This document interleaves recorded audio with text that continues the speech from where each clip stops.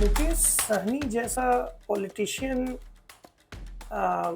Sorry Mukesh Sahni जैसा incapable politician जिसके बस की ना पार्टी को जिताना होता है ना पार्टी को एक तरफ मुट्ठी में करके रखना होता है, जिसको हमारे बिहार के लैंग्वेज में एक्चुअली डगरा पर का बैगन कहते हैं।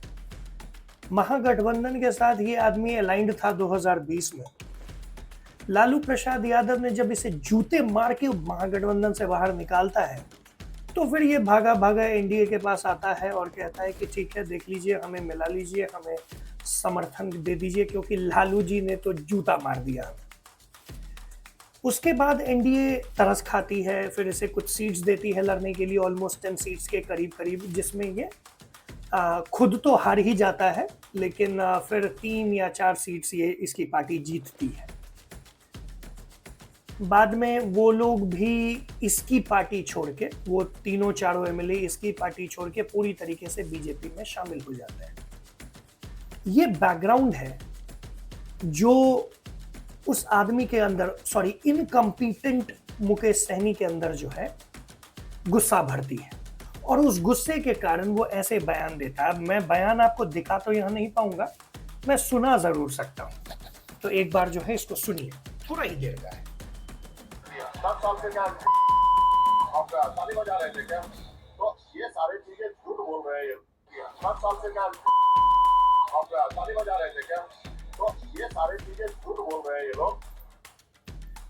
प्रधानमंत्री को लेके इस तरीके की बयानबाजी करना एकदम ठीक नहीं है, लेकिन फिर संगति का असर तो हो ही जाता है ना। तजुर्बा और तरबूजे में फर्क ना करने वाले नौवीं फेल के साथ रहने के बाद ऐसा हो जाता है।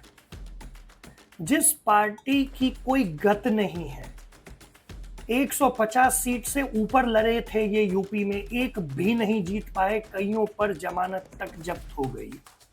वैसी पार्टी के नेता जिनकी कोई वैल्यू नहीं है बिहार में, सिर्फ जातिगत राजनीति करना जानते हैं, जिसको मैं एक बार आपको सुनाना चाहूंगा कि जाति को लेके, और यही लोग हैं समाज में, मैं दोबारा आपको कह रहा हूं, यही लोग हैं समाज में जिसके कारण हिंदूज आज तक इतने टुकड़ों में बटे हुए हैं और आगे नहीं बढ़ पा रहे हैं। सुनिए जरा इसको।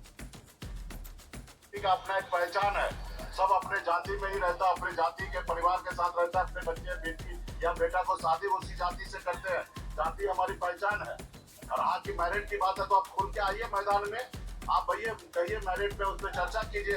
आप आरक्षण खत्म करना चाहते हैं, मुझे पता है, इससे पहले भी मोहन भागवत जी बयान दिए था। और आज तो हर कोई जाति में ही रहता है, हमेशा हिंदू जाति में बटा रहे, इस आदमी की यही कहानी शुरुआत से रही है, और यही कारण है बिहार के लोग इसकी वैल्यू नहीं करते हैं। इसे अपने लिमिट में हमेशा पहुंचा देते हैं हर इलेक्शन में। आपको ये समझना पड़ेगा कि अगर आप बार बार हर बात पे अगर हिंदुओं को बांटते रहेंगे, आप बार बार ये कहेंगे कि अरे जाति ही तो सब कुछ है, ताकि वो बटे रहें और आपका वोट बैंक पॉलिटिक्स जो है एक जगह इंटैक्ट रहे, अब ऐसा नहीं चलने वाला है। आपको ये समझना पड़ेगा कि वो दिन गए।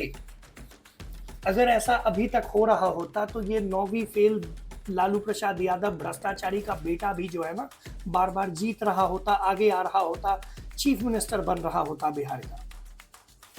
कायाकल्प हो चुका है, देश आगे बढ़ रहा है, देश उन्नति को देख रहा है, देश उसी तरफ जो है प्रखर रूप से बढ़ता रहेगा। आप जैसे पीछे खींच के ले जाने वाले लोगों का साथ नहीं देगा। चाहे आप गालियों की बौछार कीजिए या गलत बातें बोलिए, आप कितनी भी सफाई दे दीजिए, कोई फायदा नहीं होगा। जब आप इतने ही आम हैं, जब आप इतने ही जाति से और जमीन से जुड़े हुए हैं, तो Y+ सिक्योरिटी या Z+ सिक्योरिटी जो भी था आपके पास, उस हटने पर आपको गुस्सा क्यों आ रहा है? शर्म आनी चाहिए ऐसी नेताओं को। अभी तक मैं मतलब वैसे तो इनकी कोई वैल्यू नहीं है, मैं इसलिए इन लोगों पर कभी कोई वीडियो बनाता भी नहीं हूँ, कोई टिप्पणी करता भी नहीं हूँ, लेकिन जब मुझे ये पता चला कि इस तरीके के शब्दों का, लफ्ज़ों का इस्तेमाल हो रहा है, तो एज अ बिहारी मुझे ये फील हुआ कि नहीं, ये जवाब देना ज़रूरी है, क्योंकि शर्म नहीं आती है ऐसे लोगों को। जय हिंद।